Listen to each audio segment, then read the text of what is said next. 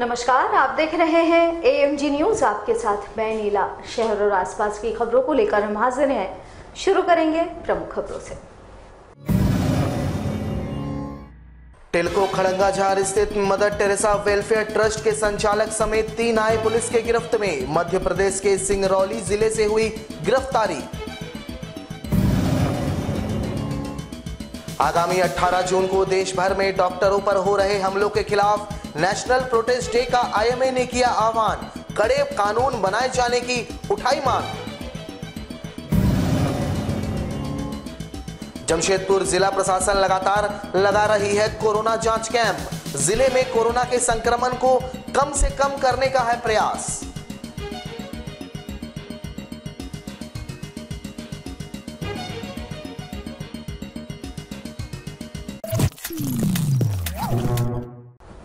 अब खबरें विस्तार से। जमशेदपुर के टिल्को थाना अंतर्गत खड़ंगाझार स्थित मदर टेरेसा वेलफेयर ट्रस्ट के संचालक हरपाल सिंह थापर, उनकी पत्नी अध्यक्ष पुष्पा रानी तिर्की, गीता कौर और आदित्य सिंह को जमशेदपुर पुलिस मध्य प्रदेश के सिंगरौली से गिरफ्तार कर बुधवार को जमशेदपुर पहुंची, जहां चारों को न्यायिक हिरासत में भेज दिया गया। गौरतलब हो कि पिछले दिनों ट्रस्ट से भागी 2 नाबालिग युवतियों ने ट्रस्ट के संचालक हरपाल सिंह थापर एवं उनकी पत्नी पुष्पा रानी तिर्की एवं वहां काम करने वाले 2 सदस्यों के खिलाफ गंभीर आरोप लगाए थे। नाबालिगों ने बताया था कि मदर टेरेसा वेलफेयर ट्रस्ट के बच्चों का शारीरिक शोषण के साथ साथ सेक्सुअल हैरेसमेंट करने का भी प्रयास किया जाता है, जिसके बाद जमशेदपुर पुलिस हरकत में आई और मदर टेरेसा वेलफेयर ट्रस्ट के संचालक, उनकी पत्नी और 2 अन्य कर्मचारियों पर दबिश बनाना शुरू किया। हालांकि इस बीच मौका देख चारों ने शहर छोड़ दिया था। उसके बाद जमशेदपुर के SSP के निर्देश पर एक टीम का गठन किया गया, जहां टीम के सदस्य चारों को मध्य प्रदेश पुलिस के सहयोग से सिंगरौली से गिरफ्तार कर बुधवार को शहर पहुंची। सिटी SP सुभाष चंद्र जाट ने बताया कि चारों के खिलाफ पर्याप्त साक्ष्य पुलिस के पास उपलब्ध है। उन्होंने साफ कर दिया कि ट्रस्ट का अस्तित्व खतरे में पड़ सकता है। फिलहाल अन्य बिंदुओं पर जांच होने की बात उन्होंने कही। वहीं घटना के बाद लगातार जमशेदपुर पुलिस पर मदर टेरेसा वेलफेयर ट्रस्ट के संचालकों को गिरफ्तार करने का दबाव बढ़ाया जा रहा था। फिलहाल जमशेदपुर पुलिस ने चारों आरोपियों को न्यायिक हिरासत में भेज दिया है। खड़ंगाझार में स्थित मदर टेरेसा वेलफेयर ट्रस्ट में रहने वाली कुछ नाबालिग लड़कियों के द्वारा एक शिकायत दर्ज कराई गई थी। वहाँ के संचालक की पत्नी एवं वहाँ काम करने वाले अन्य व्यक्तियों के खिलाफ कि उनके द्वारा 3 नाबालिग लड़कियों का शारीरिक शोषण किया जाता है। वो सेक्सुअल मोलेस्टेशन भी है और उनसे काम भी कराया जाता है। उनको खाना भी प्रॉपर नहीं दिया जाता है। दैट इज कि उस ट्रस्ट की जो जिम्मेदारी है जिसको क्लेम करना है, उसके विपरीत उनसे सारे काम करवाए जा रहे हैं। अभियुक्त फरार हो गए थे। MP के सिंगरौली जिले से लोकल पुलिस की मदद से 4 अभियुक्तों को गिरफ्तार किया है। उन अभियुक्तों के नाम है हरपाल सिंह थापर, उनकी पत्नी पुष्पा तिर्की, गीता कौर और गीता कौर का एक लड़का। आगामी 18 जून को IMA की राष्ट्रीय कमेटी ने देश भर में नेशनल प्रोटेस्ट डे घोषित किया है, जिसमें देश भर में डॉक्टरों पर हो रहे हमलों का विरोध किया जाएगा। IMA जमशेदपुर इकाई ने इसकी जानकारी एक पत्रकार वार्ता कर दी। इन्होंने कहा कि लगातार देश के अलग अलग राज्यों में डॉक्टरों पर हमले हो रहे हैं। कोरोना काल में बड़ी संख्या में डॉक्टर मरीजों की जान बचाते बचाते खुद कोरोना संक्रमित हो गए और उनकी जान चली गई। बावजूद इसके देश भर में आए दिन डॉक्टरों के साथ हमारे समाज के ही लोग मारपीट की घटना को अंजाम देते हैं और कई स्थानों पर तो समस्या काफी विकट है। इसके खिलाफ IMA के राष्ट्रीय कमेटी के आह्वान पर देश भर में डॉक्टर नेशनल प्रोटेस्ट डे मनाकर अपना विरोध दर्ज करेंगे और सरकार से मांग करेंगे कि डॉक्टरों के सुरक्षा के लिए कड़े कानून लागू करे। हमारे सेंट्रल IMA एपेक्स बॉडी द्वारा 18 जून को प्रोटेस्ट डे घोषित किया गया है। इनका मांग है कि central hospital and health care professionals protection act with IPC and code of criminal procedure लागू किया जाए। जितने भी हमारे हॉस्पिटल्स हैं उनको प्रोटेक्शन, सिक्योरिटी दिया जाए, प्रोटेक्शन दिया जाए। हॉस्पिटल को प्रोटेक्टेड जोन घोषित किया जाए। डॉक्टर्स के ऊपर हो रहे असॉल्ट के अगेंस्ट में आह्वान किया गया है।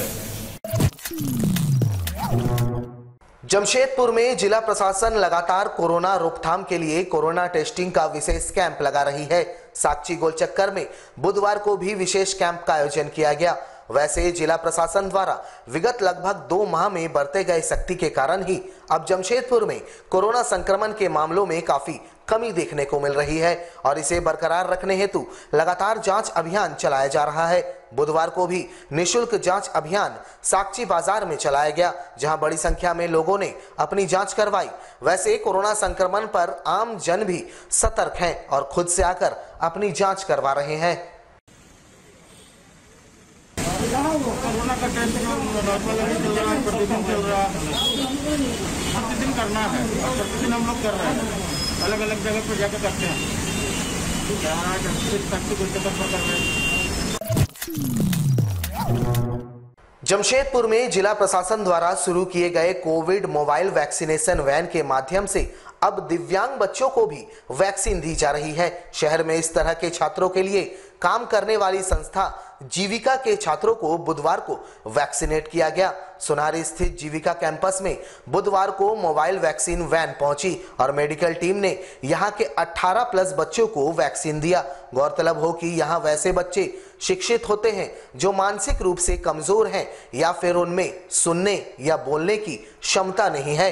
वैसे देखा जाए तो ये बच्चे खुद वैक्सीन सेंटर पहुंचकर वैक्सीन प्राप्त नहीं कर सकते, जिसको देखते हुए जीविका के संचालक ने इन बच्चों को वैक्सीन दिए जाने की अपील जिला प्रशासन से की थी और उसके बाद टीम ने जीविका के सेंटर में पहुंचकर इन्हें वैक्सीनेट किया। वैक्सीन मिलने के बाद बच्चों में गजब का उत्साह देखने को मिला। बच्चे गानों के धुन पे झूमते नजर आए। यहां पहुंची मेडिकल टीम के साथ मौजूद दंडाधिकारी ने कहा कि जिले के उपायुक्त महोदय के द्वारा मोबाइल वैक्सीनेशन प्रक्रिया को शुरू करवाया गया, जो काफी अच्छी पहल है और इसके माध्यम से समाज के अंतिम तबके तक वैक्सीन पहुंचाया जा रहा है। देखिए, चैलेंजिंग तो है, लेकिन इससे ज़्यादा बढ़िया बात और कुछ नहीं हो सकती कि हम ऐसे बच्चों तक पहुंच पा रहे हैं जिन्हें इसकी ज़रूरत है और उन्हें लेके जाना सेंटर तक बहुत ही मुश्किल का काम है। तो ये हम अपने आप को हमारा जिला प्रशासन ऐसा काम की शुरुआत किया जहां पे हम लोगों ने मोबाइल वैक्सीनेशन को डोर टू डोर पहुंचाने का काम किया है। तो इसके लिए मैं उपायुक्त सर को धन्यवाद देना चाहूँगी और वैक्सीनेशन में जितने भी टीम है हमारी, ये हमारी खुशनसीबी है कि हम इन तक पहुंच पाए और इनको वैक्सीनेट हमने किया है।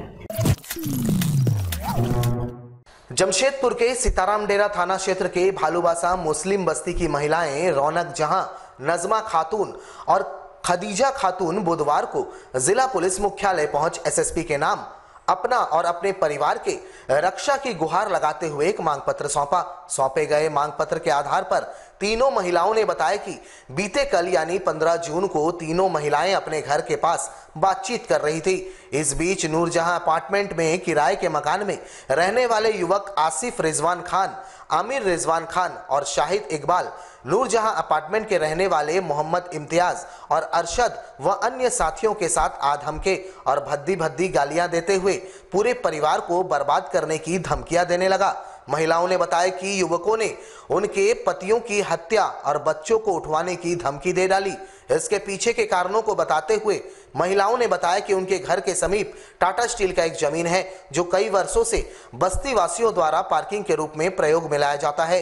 तीनों युवकों ने बताया कि उक्त जमीन को लेकर उन्हें काफी नुकसान पहुंच रहा है। इसको लेकर वे लोग किसी भी हद तक जा सकते हैं। वहीं महिलाओं ने बताया कि इसकी शिकायत सीताराम डेरा थाने में किए जाने के बाद भी अब तक किसी तरह की कोई कार्रवाई नहीं हुई है, जिससे तीनों महिलाएं अपने परिवार को असुरक्षित बताते हुए इंसाफ की गुहार लगाई। तो वही है कि वहाँ पर थोड़ा सा ज़मीन है टिस्को का, उन लोग पार्किंग बनाने खोज रहा था। हम लोग बोले अब बच्चा लोग खेलते हैं, हम लोग छोटा मोटा पार्टी करते हैं। बनाना तो अपना फिराज का सामने बनाइए। रिजवान सब है उसमें, एक तो ये है क्या बोलते हैं शाहिद है, मतलब उसके और भी बहुत साथी लोग सब मिले हुए सब है। कोई बने नहीं पार्किंग वहाँ पर ही। हम लोग को बहुत डर लग रहा है, लड़की लोग को धमकी देते हैं, हम लोग को निकलना तो मुश्किल हो गया। हम लोग बहुत घबराए हुए हैं। नहीं कुछ नहीं, उस टाइम में गाली गलौज कुछ नहीं हुआ था। और 2 लोग को भी हम लोग अंदर कर दिए। हम लोग का हमारा नाम से इनका नाम से है। देखिए क्योंकि अब तुम लोग को मतलब सबको अंदर करवा दें, थोड़ा बच्चा लोग को उठवा लेंगे और लड़की लोग को भी तुम लोग का सबको गाइड कर देंगे। सब सरकार एसपी साहब से मिल रहा है कि अपना मजबूरी बताएंगे। हम लोग डरे हुए हैं, हम लोग कुछ उनका मदद चाहिए, हम लोग कुछ कार्रवाई नहीं हो रहा। जमशेदपुर के परसुडी निवासी इन दिनों बारिश के मौसम में आते ही बद से बदतर जीवन जीने को मजबूर हैं। पानी के पाइपलाइन और अंडरग्राउंड केबलिंग के लिए खोदे गए गड्ढों की वजह से सड़क पर चलना दूभर हो गया है। जमशेदपुर प्रखंड के अंतर्गत परसुडी क्षेत्र के सोपोडेरा में जल जमाव और कीचड़ की वजह से स्थिति बद से बदतर होती जा रही है। यह सड़क परसुडी क्षेत्र के सोपोडेरा, सालगाजुड़ी, शांतिनगर जैसे स्थानों को जोड़ती है। इस क्षेत्र में घनी आबादी निवास करती है। जानकारी देते हुए स्थानीय निवासी सुमित शर्मा ने बताया कि स्थिति दिन प्रतिदिन बद से बदतर होते जा रही है। ऐसे में क्षेत्र के जनप्रतिनिधि व विधायक को इस मामले में संज्ञान लेते हुए जल्द से जल्द सड़क के मरम्मतीकरण की जरूरत है। उन्होंने सरकार से मांग की है कि जल्द से जल्द सड़क को दुरुस्त करवाया जाए ताकि स्थानीय लोगों को परेशानियों का सामना न करना पड़े और न ही लोग दुर्घटना का शिकार हो।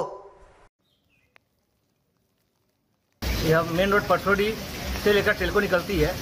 चांदनी चौक से रोड बहुत ही खराब है। ये पाइपलाइन का काम जब हो रहा था तो रोड को खोदा गया था।